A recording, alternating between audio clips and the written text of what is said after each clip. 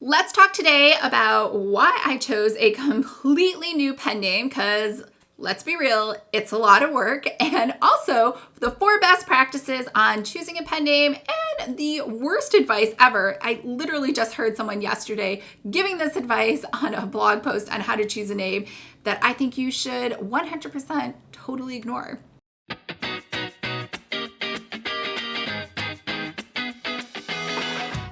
If you are new here, my name is Lisa, and this is a Cozy Mystery AuthorTube channel where we talk about all things related to cozy mystery writing. So if this sounds like you or something you might be interested in, make sure to hit the subscribe button below. I post new videos every Monday. Now, I have 3 different pen names, or I guess 2. The first one is my real name, so that's not really a pen name. So my real name is Lisa Seifert, and I have fitness books under that name, and it's nonfiction. And most nonfiction people don't have pen names. It just doesn't occur to them. And I had worked in the fitness industry for 15 years, so it didn't make any sense to have a different name. The second name is Lisa London, and that's my romance pen name because it had nothing to do with fitness, so I didn't want to confuse people, and it sounded fun to make up another name. And quite honestly, my entire life, I have had to spell Seifert a million times, so I wanted something that was easy for people to remember and easy for them to spell. Now, when I decided to write Cozy Mysteries, I did think about just putting the 2 together, and I had this whole campaign where I was rebranding Lisa London, so it was like a dual genre pen, and I know a lot of people do that.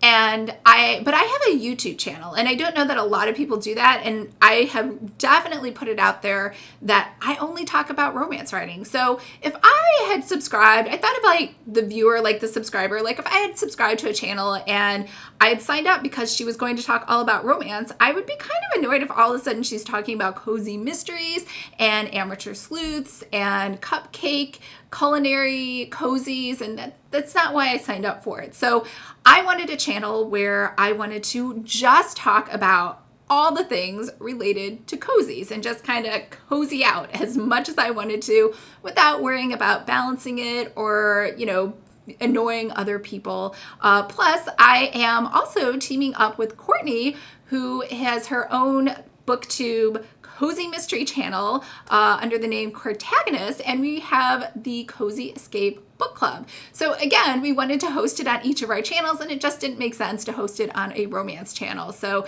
in fact, you should go check out Courtney's channel because as far as I know, we are the only cozy mystery YouTubers. I'm an author tuber for Cozy Mysteries. She is a booktuber for Cozy Mysteries. So you can get tons of your cozy mystery needs in life fulfilled between our 2 channels. So let's go on to the 4 best practices on how to choose a pen name, because I did a lot of research and there's a ton of different articles and people with different opinions, and this is what I think is the best winning strategy for you to pick a pen name. The first one is to just kind of do a due diligence, like check and make sure nobody else has it. Now, I did think about making it Lisa Lemon, but there is another mystery author who writes exactly the same things I want. Like, what are the coincidences? It's probably her pen name as well. And it says, if you like Janet Ivanovich, then you'll like Lisa Lemon. Now, she hasn't published a book since 2016. So I did briefly think about using it because it doesn't look like she's active, but that would be silly because she already has that established. So I skipped that. So I moved on to the next name. So that's like number 1, make sure nobody else has that name, especially an author and obviously within the same genre. The second thing is an alliteration. Now I learned this from Alana, like 2 of the letters that go together always sound better and they roll off your tongue a little easier, which means readers will have a higher likelihood of remembering it. So Lisa London, Lisa Latte, it's kind of like Bobby Brown, right? It's just easier to, stick in your memory just even on accident without even trying. And then the third thing was to pick a noun. So I've always been told, and I think this is true, that nouns also stick in your head easier. So this was kind of my theme for how I chose my name.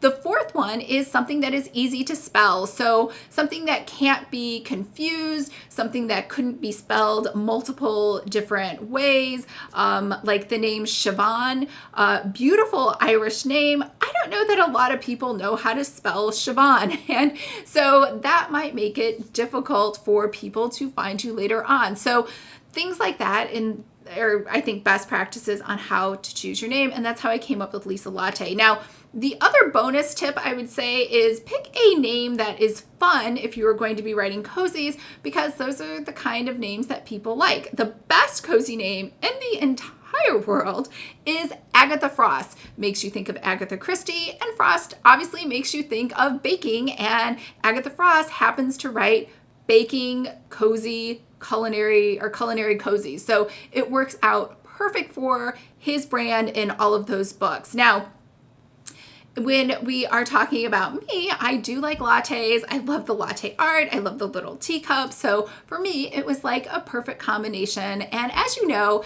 if you ever followed me anywhere, I love desserts. I love chocolate. I love cupcakes. So I'm always talking about those things. And so I even did think for a second, like Lisa Frost, like maybe I should just change the first name to something with an F, but that didn't make sense. Plus, Lisa, it's easier for me to remember to say, hi, I'm Lisa, or sign things with the name Lisa, or if I'm at a book conference, then someone yells out Lisa. I don't have to worry about trying to remember that second name. Now, the worst, absolute, terrible piece of advice that I keep hearing people say is don't choose a name if that domain is not available. Yeah, maybe if it was 1991, that would be great advice, but it doesn't matter. Like, let's say, first of all, lisalatte.com just happened to be available, but Lisa London was not, but I still chose it because I just made my website lisalondonbooks.com, and it's not a big deal. I could have made it author lisalondon.com. And, I think this was great advice in 1991 because search engines were not that great. And it's kind of like cell phones. Back in the old days, people would memorize phone numbers because you had to type them in with your thumbs on a landline. But now you have a cell phone. So if I know I want to call Kristen, I go through my phone and I go to the K's. And there she is. It's Kristen. I don't know what her number is. I don't even know the area code. And you know what? It doesn't matter at all. So same thing with URLs. It doesn't matter at all. If someone wants to find you, I can't remember the last time someone spelled out a URL for me. They just told me the name of the company and I Googled it. So 100%, don't worry about the domain. Like, that does not even matter. All right. I'm done with that small little rant. So let's go ahead and recap the 4 best practices for choosing a pen name. First, do due diligence. Make sure nobody else has it as far as authors, especially within your genre. The second is alliteration. Try to use 2 of the same letters. The third is pick a noun. And the fourth is make sure it's easy to spell. And 5th bonus point is make sure it kind of fits with everybody else in Cozy, so it's something happy and light and not dark and depressing. All right. I hope that was helpful. Let me know below too what pen names you're kind of thinking through, if you want an opinion from somebody, because it's a big decision, right? Because in theory, you could hit it big and this will be your pen name forever and ever. Nobody really changes their pen name later on. So let me know and I will try to help you out. All right, I hope everyone is having a fabulous day and I will see you guys next week. Bye.